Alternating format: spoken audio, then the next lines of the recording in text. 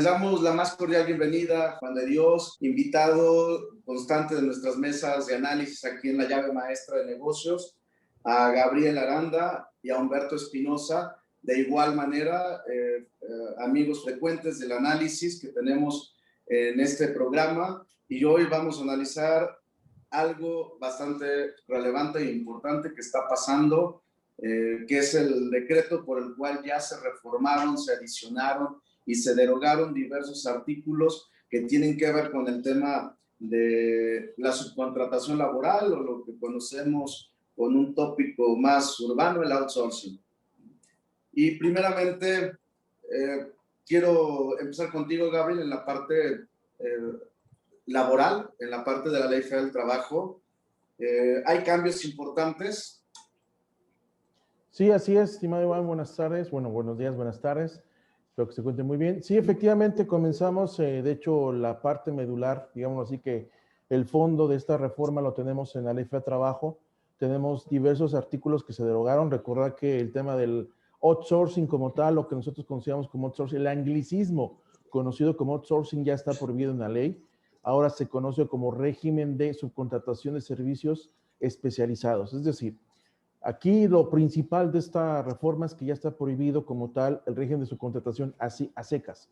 El régimen de subcontratación a secas está prohibido ya, de hecho ya es también una parte, se está queriendo calificar como una defraudación fiscal el asunto por ahí, pero también tenemos que ahora, a partir precisamente el sábado pasado, lo que fue el día 24 de abril del año 2021, tenemos que en la Ley Federal de Trabajo ya tenemos especificado el régimen de subcontratación no de personal, sino de servicios especializados. Incluso haciendo un poquito la referencia a los legisladores de Morena, están diciendo que se acabó el outsourcing, pero inicia la subcontratación de servicios especializados. Así que con esa idea nos quedamos para empezar.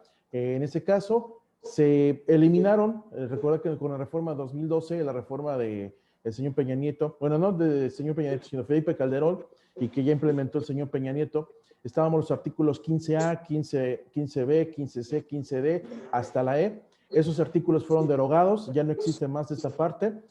Y aquí vino tal vez uno de los temas también muy relevantes que tenemos ahorita. Si yo venía ofreciendo servicio de contratación, ¿qué ofrezco ahorita si ya no existe este régimen? Es decir, ya para empezar ahorita, ¿qué te puedo facturar, mi estimado Iván, estimados maestros, Juan de Dios, estimado Humberto? ¿Qué les puedo facturar en este momento si no existe esta figura ya? Si bien es cierto, puedo facturar el régimen de subcontratación de servicios especializados, sí, con mucho gusto, lo puedo hacer.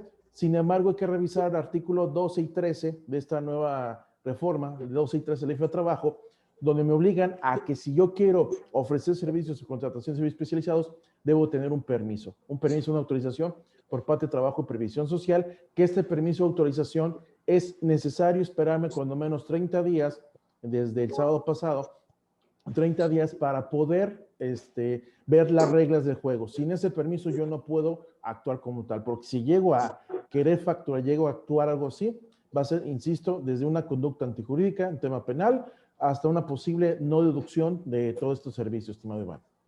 Ok, muchas gracias, Gabriel. Y ahorita regresamos con algo más de lo laboral. Aquí, Juan de Dios, tú que eres un experto en estos temas empresariales, ayer teníamos una plática de este tema con Humberto precisamente, donde te dice que no tiene que estar dentro de tu objeto social ni de la actividad económica, ¿no?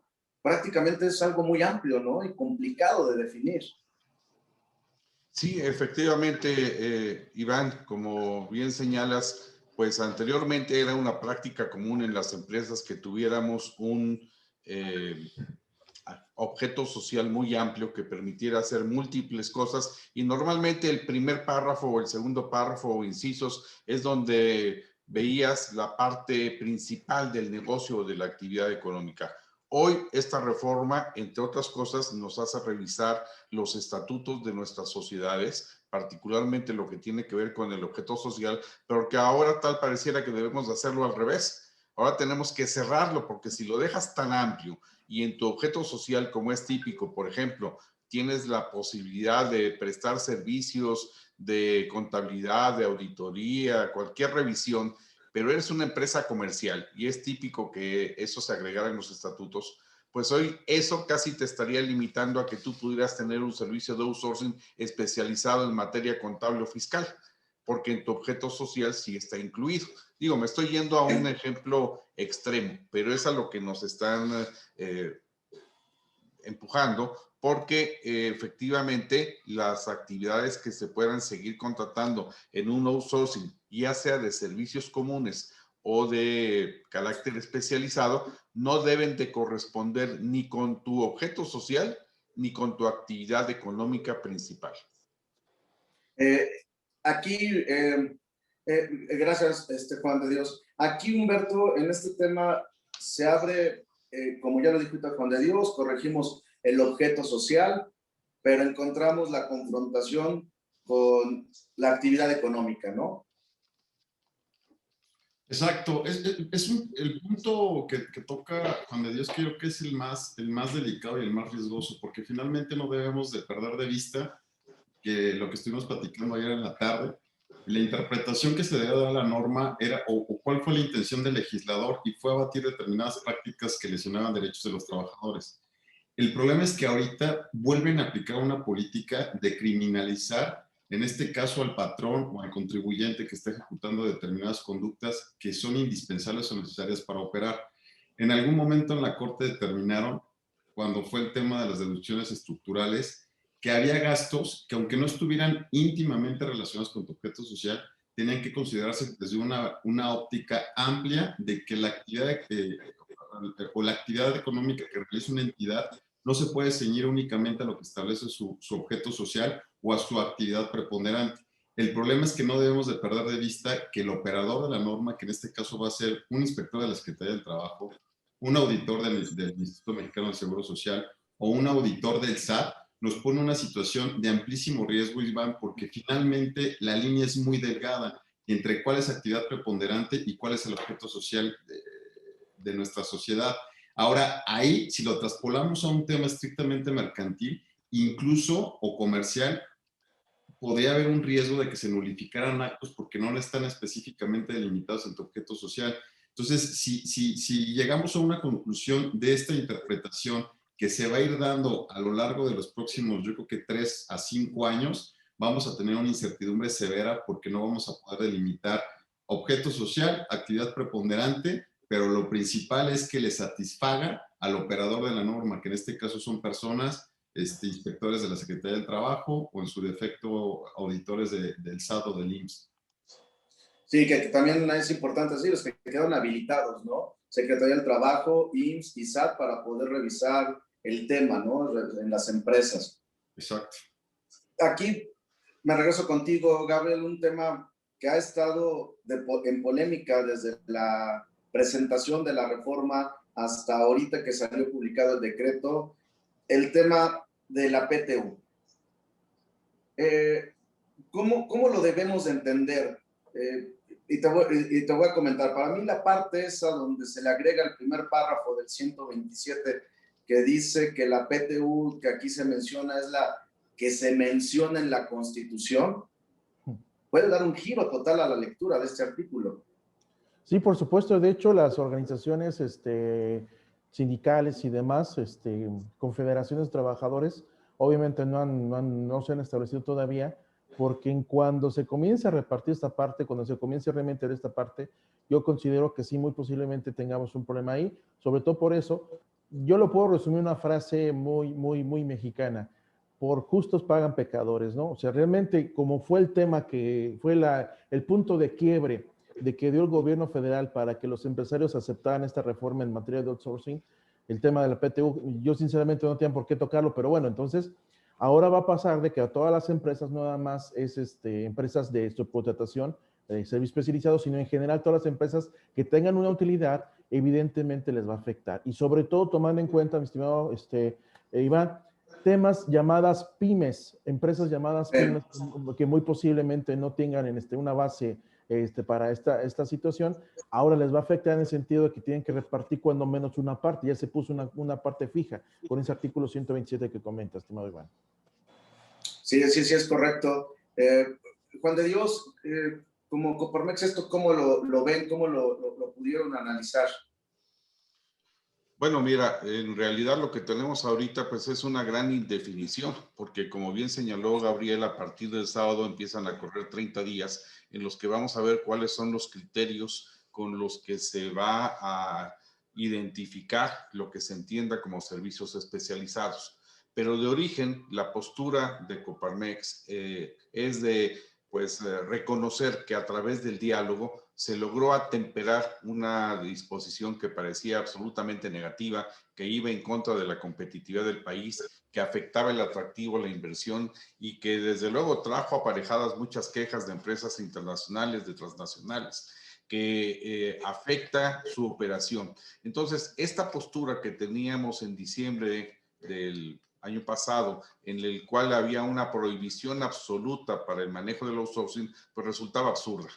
A través del diálogo con las diferentes organizaciones y directamente con la Presidencia de la República y la Secretaría del Trabajo, pues se logró que se atemperaran dos temas que eran fundamentales. El primero, que no fuera una prohibición absoluta, entendiendo la motivación que lo traía y permitiendo entonces que hubiera outsourcing de servicios comunes, lo cual va a ayudar bastante, sobre todo a las empresas grandes y muy grandes, y también la de servicios especializados. Pero otra parte también que se logró acotar es que no hubiera un pago de reparto de utilidades que resultara excesivo comparado con la actividad económica y con la posición y con el sueldo de los trabajadores. Y esto lo mencionamos porque hay empresas que son intensivas en capital financiero, que se operan con pocas personas y que puede generar una utilidad aparentemente muy grande y que ese 10% serían cantidades desmedidas que recibirían las personas. Y entonces se distorsionaría completamente el mercado laboral. Por eso es que se logró tener un acotamiento a 3 meses de salario o el promedio de los últimos 3 años, el que resulte mayor, el que sea más favorable para el trabajador. Creo que esos son puntos muy importantes de esta reforma. Sin embargo, insisto, prevalece la incertidumbre en cuanto a cómo se van a definir esos servicios, esos conceptos que se consideren outsourcing especializado. Faltará ver cuáles son los requisitos para que las empresas que se sigan dedicando a eso se puedan registrar ante la Secretaría del Trabajo y quizá aquí se logró algo positivo, que una vez presentado el trámite y si no se recibe una respuesta en el tiempo preestablecido, aplicará la afirmativa ficta. Creo que es algo también benéfico, pero esperemos que no, ante la escasez de recursos y ante la premura de los tiempos, no vaya a empezar a disparar la Secretaría del Trabajo negativas a todos para que tengan que reiniciar los trámites, porque entonces sí caeríamos en un mayor burocratismo. Claro que sí, Juan de Dios. Juan de Dios, aquí te pregunto a ti, en el tema de la PTU, se logró, como tú bien dices, este logro de no inmiscuirlos en utilidades muy grandes a la hora de que regresaran los trabajadores a las nóminas o en las propias operaciones de tal. Seguimos partiendo para todos los que nos escuchan, que el principio es que la empresa tenga utilidades. Sí, por supuesto, que tenga utilidades y que se va a determinar el monto de las utilidades a repartir igual que lo hemos hecho siempre. En términos generales, un 10% de la utilidad fiscal. Sabemos que hay que hacer ahí algunos ajustes, pero en términos generales, un 10% de la utilidad fiscal es lo que se va a repartir. De la misma forma que se ha hecho siempre. La mitad conforme los días laborados de los trabajadores y la mitad conforme a las percepciones que cada uno ha recibido. Una cuota por día y una cuota por peso. A esto se agrega el tope. Una vez hechos esos cálculos, si por alguna razón matemática resulta que sobrepasa los 3 meses de salario o sobrepasa el promedio de los últimos 3 años, pues entonces esos serían los límites. Correcto, es correcto. Gracias, Juan de Dios. Humberto, hasta aquí en este punto vemos que va a haber materia o que va a haber empresas que se quieran amparar, que busquen alguna condición de excepción a través de esta figura. Yo creo que sí habría puntos para debatir la constitucionalidad de la reforma legal. Yo creo que el tema de debate es que genera incertidumbre en algunos puntos, genera inseguridad jurídica que puedan someterse a debate en un juzgado de distrito o incluso si el asunto llegara a trascender a la Corte, se podría analizar la constitucionalidad del sistema normativo que ahorita limita el tema de subcontratación o contratación especializada, como refería Gabriel. El punto, Iván, es que creo que ya hemos tenido una experiencia, los que estamos inmiscuidos en el tema fiscal, que la dinámica en amparos contra leyes de reformas de gran calado, como es la que nos ocupa, en esencia, la finalidad de la norma, yo creo que supera incluso los posibles vicios de inconstitucionalidad que podría llegar a tener. ¿A qué quiero llegar? Aquí lo que se percibe es tratar de dar un mecanismo de protección al trabajador, lo cual es un fin muy loable y que es necesario para generar una equidad social entre la relación de obrero-patronal. Y el problema es que ahorita, como todos tenemos conocimiento, lo que ha pasado en la Corte, si este tema llegara a trascender a juzgados, que seguramente va a pasar, pues está cantado que el amparo no va a prosperar para beneficio de los patrones. Yo creo que aquí a lo mejor se podrían matizar determinadas normas. Hay que ver cómo viene la legislación secundaria, los parámetros que va a ocupar el SAT para ese análisis, los parámetros que va a utilizar el IMSS en el caso de una revisión, y yo creo que ahí podemos tener un punto de referencia importante para tener mecanismos de defensa. Pero contestando tajantemente tu pregunta, sí sería procedente un amparo contra leyes, pero por la composición que hay actualmente en la Corte y los mecanismos de presión que hay por parte del gobierno federal, dudo mucho que trascienda. Gracias, Humberto. También aquí lo que podemos ver ya Gabriel, es que esta reforma trae la forma que nos desmotiva a utilizar los esquemas, ¿no? Multas muy altas, laboralmente la multa más alta puede llegar hasta 4 millones, casi y medio de pesos, ¿no? Las famosas 5,000 UMAS.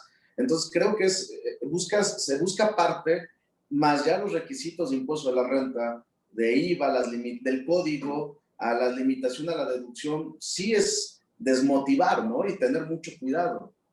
Sí, claro, por supuesto, porque aparte de todo esto debes de tener la infraestructura.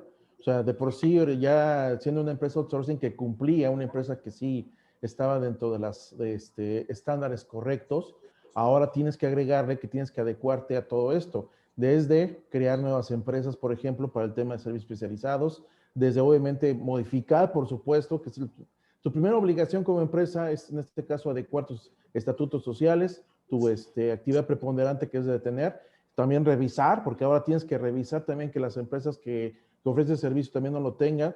Y aparte, por si fuera poco, estimado Iván, recordar que traemos una tendencia, después de la reforma fiscal 2014, 2015, 2016 más o menos, una tendencia global fiscalizadora.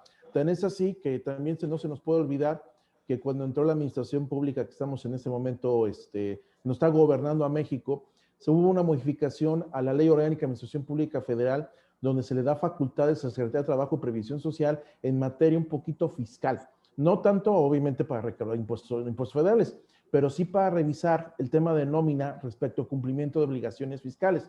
Entonces, obviamente, Trabajo y Previsión Social ya está haciendo la labor, tan es así que tenemos que, bueno, lo adelantamos, próximamente va a haber una reforma al Reglamento General de Inspecciones y aquí va a surgir una nueva obligación, estimado Iván, que ahora, aparte que te va a revisar Trabajo y Previsión Social con todo lo que ya está diciendo tanto el maestro Juan de Dios como el maestro Humberto, ahora me van a revisar no nada más el tema contractual, todo eso, sino ahora me van a revisar cumplimiento normativo, es decir, que ahora tienes que estar cumpliendo, como si fuera, como decirlo así, un tipo paternalista que te tiene que revisar cómo van tus calificaciones, cómo van tus asuntos.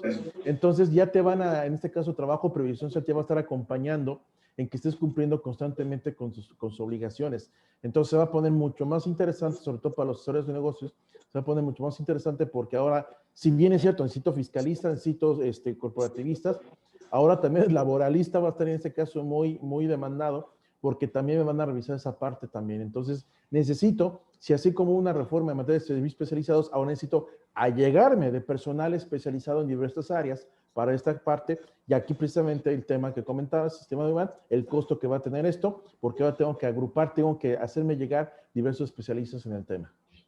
Sí, parece parece que la Secretaría del Trabajo es también uno de los grandes dientes que buscaba esta administración desde el principio, ¿no? Se le atravesó la pandemia, se pareció de que no pasó la ley. Bueno, pasó la ley, pero modificada esta de pórtate bien y te firmamos tu carta de buena conducta, que prosperó, pero no avanzó ni funcionó de nada, ¿no?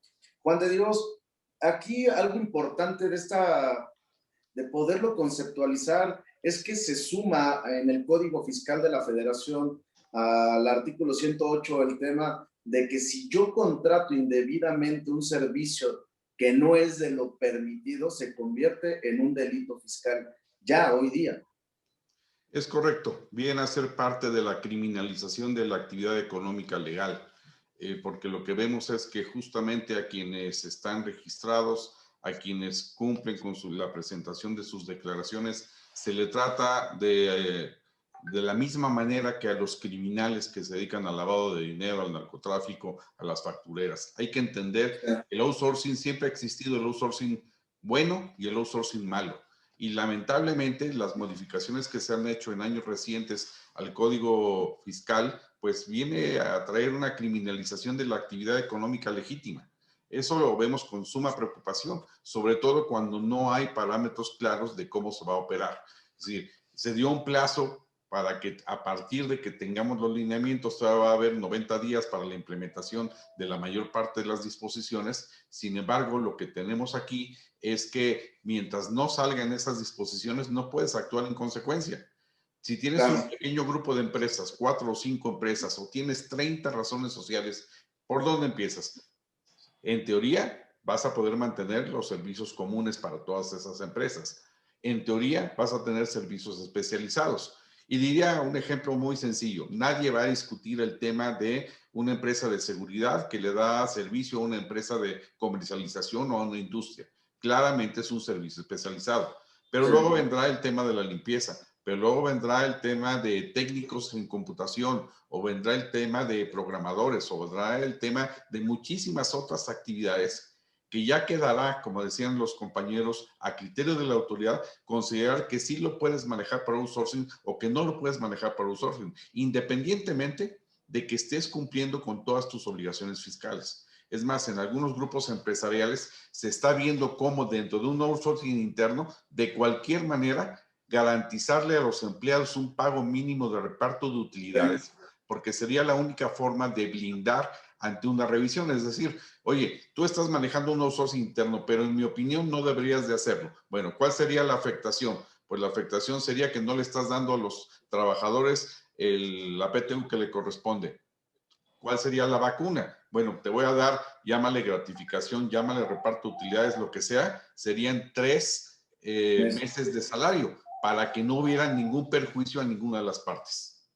Que ya muchos corporativos así lo habían venido manejando, como tú dices, el insourcing derecho, ¿no? O sea, ya desde hace mucho tiempo venían manejando este bono de 3 meses, ¿no?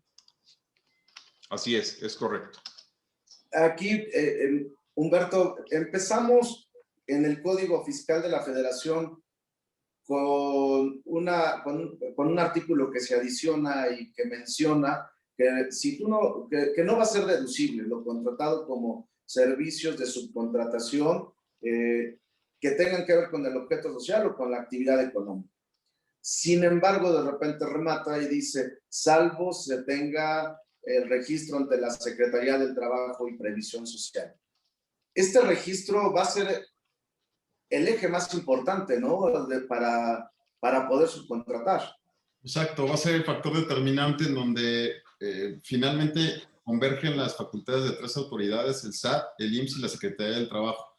La Secretaría del Trabajo generalmente se dedicaba a hacer procedimientos de fiscalización a los patrones para que se respetaran las condiciones de trabajo y se limitaba esa función, pero ahorita le dan una mayor fuerza a ese registro porque desde mi óptica y en diferentes foros se ha tocado el tema de que es el punto medular para que tenga trascendencia en seguridad social, en caso de una revisión del IMSS, para el efecto de la deducción para renta, acreditamiento para IVA y no caer o no verte en un supuesto de la comisión de un delito como puede ser simulación, que esos son los puntos peligrosos y delicados. Se busca eliminar, Gabriel, gracias Humberto, se busca eliminar, Gabriel, los temas de lo que muchos outsourcing manejan como los fronting, ¿no? O sea, porque todos estos requisitos para que puedas deducir o acreditar, prácticamente te dice que tu contratante debes de tener de manera directa el pago del IVA, el pago de las retenciones, los recibos, etcétera, etcétera, ¿no? Mucho outsourcing de esto que Juan de Dios habla sobre el bueno y el malo, mucho del malo siempre ponía un fronting, ¿no? Donde te decían, aquí están mis declaraciones todas en cero. Hoy Sí, de se acuerdo. elimina esta parte, ¿no? Sí, de acuerdo, ¿no? Y aparte tenemos ya en el punto interesante, ya un poquito más a profundidad, tema laboral, de que ahora los trabajadores, recordad que con la reforma 2012, la reforma 2019 de la reforma laboral, los trabajadores ya pueden demandar temas de derechos humanos laborales. ¿A qué voy con esto? Con el tema de la seguridad social, como comentas. Yo te contrato a ti, yo te digo, ¿sabes qué? Ven conmigo, yo te ofrezco a ti como mi cliente, perfecto, pero mañana te doy de baja en el seguro social. Y ya cuando él me pide otra vez temas de seguro social, te doy de alta otra vez y ya. Entonces dejo de pagar cuotas hasta que no me lo pida, no me lo exijan. Y ahora, recuerda que esta obligación estaba por resolución miscelánea fiscal, la eliminaron en 2017, la volvieron a subir ahora ya en temas de leyes impositivas, la obligación que tiene el contratista de exigir comprobantes de pagos, comprobantes de recibos de nómina y lo demás, o con los pagos provisionales. Entonces, con esto, lo que pretende la reforma, por supuesto, tan es así que lo que pretende en este caso el gobierno federal es que el mismo contratante, el cliente, pues, ayude, en este caso, a la fiscalización. Tan es así que obviamente nos dieron un premio, entre comillas, que fue la eliminación de la retención del 6% del IVA, la fracción cuarta del artículo 1A de la ley del IVA. Entonces, como esa ocasionó muchos temas de por sí muy controversiales, ahora con esta posible revisión del mismo contratante, de que estés cumpliendo con las obligaciones constantemente, y si yo no, yo trabajo previsión social, no te lo reviso a ti como proveedor de outsourcing, sino a ti como contratante te voy a pedir que lo tengas porque lo tienes que deducir en materia del SAT. Entonces, yo te voy a estar revisando constantemente. Entonces, tarde o temprano, alguno de los dos tiene que caer. Si tú ya seas que es un simulador o tú que en este caso andas haciendo cosas que no debes. Entonces, cuando menos ya se pone un poquito las bases sobre la mesa de que ahora tanto el proveedor como el cliente tienen que ser completamente serios en este mundo de la subcontratación, estimado Iván. Sí, claro. Juan de Dios, parece que cada vez, aunque estamos en una era digital, la parte administrativa, como lo hemos estado platicando en esta mesa de análisis, con este nuevo esquema de cumplimiento, aumenta la carga administrativa. Estar subiendo cada 4 meses contratos, objeto del contrato, trabajadores, etcétera, etcétera, para que sea deducible y acreditable para IVA, se vuelve otra carga administrativa para las empresas. Es correcto. Ha sido la constante en prácticamente todas las reformas fiscales en los últimos 15 o 20 años. Cada vez es mayor la carga administrativa y terriblemente para muchas empresas pequeñas o medianas tienen que destinar a veces hasta el 30 o 35% de su personal para poder cumplir con todas las obligaciones, no solo en materia fiscal, sino administrativas. Es una carga excesiva, por eso estamos pidiendo constantemente que haya simplificación. Recordarás que en algún momento hasta hubo una aplicación en el portal del SAT donde teníamos que señalar todos los contratos de subcontratación y ver que el personal que estaba asignando a nosotros no apareciera en otro contrato de subcontratación. Desde luego era tan confuso, tan difícil, tan inverosímil, porque es difícil que una persona o una empresa que te está dando servicios tiene un empleado, pero lo mismo te va a dar servicios a ti, Iván, que le va a dar servicios a Gabriel, que le va a dar servicios a Humberto. Y el solo hecho de que aparecieran 3 contratos distintos pareciera que se trataba de un fraude. Al final, eso, como no funcionó, por supuesto, concluyó.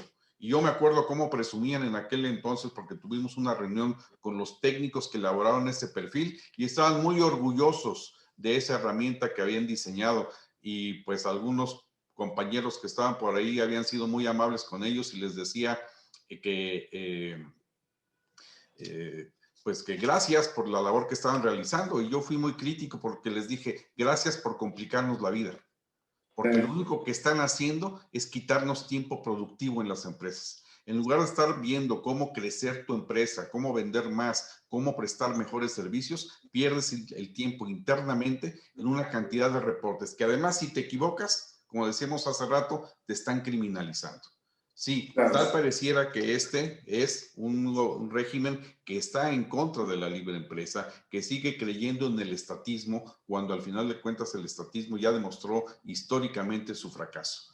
Así que efectivamente es una carga, tendremos que seguir batallando, tenemos que protegernos si estamos manejando outsourcing externo de todos modos, y aunque sea de servicio especializado, en pedirles los comprobantes del Infonavit, los comprobantes del Seguro Social que están cumpliendo con sus obligaciones, porque ahora tenemos no solo una obligación subsidiaria, sino solidaria.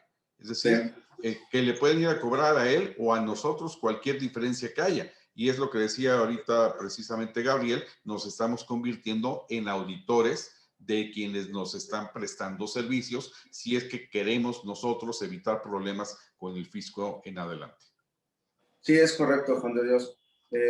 Juan de Dios, ya para despedirnos, ¿tú ves esta reforma que va a acrecentar el nivel de empleo en el país? ¿Lo va a deteriorar?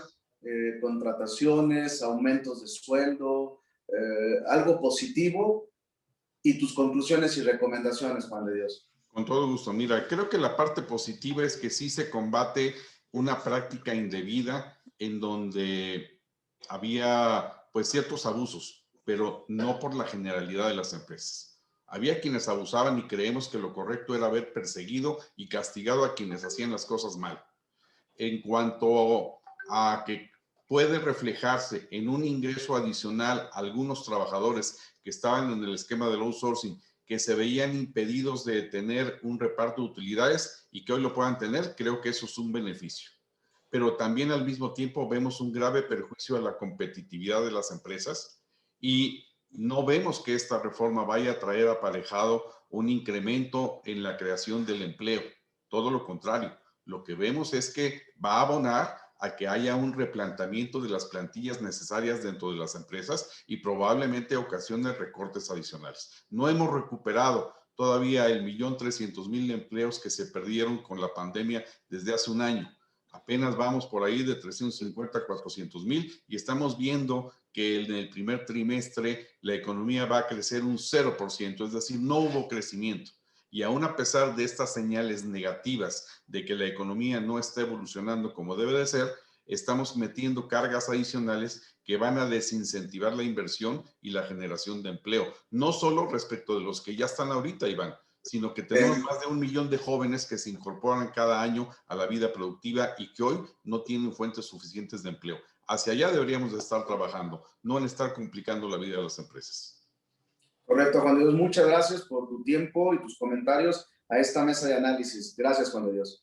Gabriel, esta reforma en la parte laboral y en general, ¿tienes la visión de que de repente si hay cambios en la Cámara, ahorita en las elecciones intermedias, se puede echar para atrás? Porque también de repente hay comentarios de, pues ahora que lleguen esto puede cambiar. Lejos de echar para atrás, creo que se podría agravar en el sentido de que muy posiblemente quieren hacer, si ahorita tenemos, por decirlo así, un patito feo, después vamos a tener un Frankenstein de todo esto, ¿no? Entonces, sí sería un poquito muy interesante que los legisladores que están prometiendo las peras de la vida, como es su demagogia tradicional, o los presuntos, bueno, todavía no presuntos, sino candidatos, pues, a legisladores, que sepan exactamente qué es lo que le tiran en esta situación. Si bien es cierto, comentaba el maestro Juan de Dios que es una carga, y es correcto. Tan es así, por ejemplo, ahorita que tenemos, ya para empezar ahorita, tenemos que hacer nuevos registros patronales, tenemos que hacer nuevos trámites. Entonces, tarde o temprano, estos legisladores tienen que cambiar, pero para bien, tienen que adecuar las cosas para bien. Ahorita, como está, nos vamos a topar ya en la práctica, ya implementando esta reforma, vamos a topar, por ejemplo, con temas, por ejemplo, tan sencillo, un alta en el Seguro Social nos cuesta mucho trabajo, no por el personal de ventanilla, sino porque el mismo sistema el internet famoso ITSE, se tarda mucho, o el escritorio virtual se tarda mucho. Es decir, no es tanto la problemática con los propios legisladores quienes hacen las leyes, sino con la misma administración pública federal, que ellos mismos traban los trámites. Entonces, aparte de toda esta situación de que los mismos legisladores, ellos pueden decir y hacer o podrán hacer lo que ellos quieran, el tema de la implementación que vamos a tener. También es así, insisto, que tenemos el tema pendientísimo, que yo no puedo trabajar ahorita sin ese permiso de trabajo y previsión social. Entonces, y como según lo ha comentado la maestra Luisa María Alcalde, María Luisa Alcalde, ha comentado que se va a hacer este registro, este permiso se va a hacer por internet. Entonces, vamos a agregarle otra problemática más con este bendito internet. Si de por sí tenemos el ITSE, tenemos el tema de las citas con el SAT, porque el representante legal tiene que cambiar, etcétera, etcétera, etcétera. Le vamos agregando. Al final del tema, mi estimado Iván, estimados compañeros, vamos a tener mucho más trámites, mucho más burocracia, y pues esperando que no me caiga en este caso un problema directo con, ya va a decir que va a ser un circo de 5 pistas. No sabes por dónde te va a llegar, si por trabajo, si por hasta finanzas del Estado te puede caer en este caso, ¿no? Por su impuesto sobre nómina, por supuesto. Entonces ya no vas a saber por dónde te va a caer esta situación. Entonces hay que estar preparados, y sobre todo si somos o no clientes de este sistema, hay que estar siempre al lado. Y sobre todo, insisto, con temas, como comentabas tú al principio, el tema de PTU, que repercute para todos, y así como también diversos temas en materia de trabajo que vamos a tener por ahí, como el tema de las agencias de colocación. Obviamente sabemos que tenemos que tener un permiso, eso ya existía, solo que en este caso el gobierno federal lo quiere hacer mucho más grande de lo que ya estaba, ¿no? Correcto, Gabriel. Pues muchas gracias, Gabriel, Gracias a ustedes. por tus comentarios, tus aportaciones a esta mesa de análisis. Gracias. Humberto, gracias, Gabriel. Humberto, vemos que la autoridad hacendaria se va a ir a la yugular a las empresas, aumentará la fiscalización en temas digitales para revisar esto, aparte de los inspectores que van a poder abarcarlo. ¿Tú cómo lo ves y tus conclusiones y recomendaciones? Gracias, Iván. Sí, evidentemente yo creo que ahorita estos son mecanismos para tratar de recaudar, con independencia de que el objeto era proteger los derechos laborales. Esto también trae una carga o una finalidad recaudatoria, máxima en las épocas que estamos viviendo. Es increíble la insensibilidad del gobierno, como hacía referencia Juan de Dios, de que saliendo de una crisis mundial donde no hubo apoyo a los empresarios, añadan cargas de este tipo, en donde claramente la consecuencia va a ser que se empiece a recortar la plantilla laboral por obvias razones. Estamos saliendo de una situación crítica, empieza a estabilizarse el esquema de negocio, pero más allá de incentivar el que se puedan crear fuentes de empleo, creo que esto es un mecanismo que tiene el efecto contrario, para que se empiecen a recortar las plantillas laborales y que muchas empresas empiecen a hacer un replanteamiento de su estructura para tratar de ser más eficientes con menos personal. Entonces, es lamentable la situación. Yo creo que ahí el tema va a venir el SAT muy fuerte con temas de fiscalización, tal vez también en el tema del seguro social. Tengo entendido que están abriendo un área de fiscalización estratégica en el IMSS que va a estar comunicada con el SAT y obviamente con la Secretaría de Trabajo, en donde puedan hacer mecanismos de fiscalización más eficientes. Entonces, evidentemente, trae una carga recaudatoria en donde tienes abiertos varios frentes, como hace referencia a Gabriel, y estás expuesto a una situación de riesgo. Como conclusión o recomendación, con independencia, creo yo que ese es un punto que tenemos que tener muy claro, de que podamos contratar o subcontratar servicios especializados, y con independencia de nuestro objeto social, tenemos que ser muy cuidadosos en que prácticamente todas las operaciones que hagamos fuera de o que no sean dentro de nuestra actividad preponderante, tenemos que analizar de no caer en un supuesto. Tenemos el 69B, pero ahorita ya lo tenemos que ver con un tema de que no sea un servicio especializado. Y en el supuesto de que sea un servicio especializado, por ejemplo, el tema de limpieza, el tema de seguridad, que se cumplan con todos los requisitos, porque el problema yo creo que de esta reforma o de esta estructura, y creo lo que platicábamos ayer, Iván, y es importante que nuestro auditorio lo tenga presente, es que el hilo se rompe no por la empresa que administró la nómina o que da el servicio de nómina, sino toda la consecuencia legal, como hizo referencia también Juan de Dios, es ya hay una responsabilidad solidaria. Tú que contrataste el servicio, tu patrón o tu contratante, tienes el riesgo en el ámbito fiscal, en renta e IVA. tienes la consecuencia incluso de una simulación que te pueda traer repercusiones de un delito. En seguridad social, todas las cargas de que te puedan atribuir, incluso te puedan determinar cuotas por un servicio que contrataste. Y el tema de la Secretaría del Trabajo, que también las multas son muy relevantes. Entonces, yo creo que hay que ser muy cuidadosos. Esta reforma nos pega a todos, con independencia que tengamos subcontratado personal o no, porque tenemos que ser muy cuidadosos en las decisiones de negocio que tomemos y a quién contratemos para determinadas funciones. ¿Y cuál es el parteaguas? Si mi objeto social, como se estilaba antes, para no tener un problema para abrir una cuenta bancaria o para realizar actos accidentales, dice que yo puedo dar un servicio que no está dentro de mi objeto principal, en ese momento yo ya puedo ubicarme en el supuesto de una subcontratación ilegal y pagar las consecuencias en los ámbitos que ya referimos. Entonces, mucho cuidado y analizar claramente esos detalles. Muy bien, Humberto, muchas gracias por tus comentarios, tus aportaciones.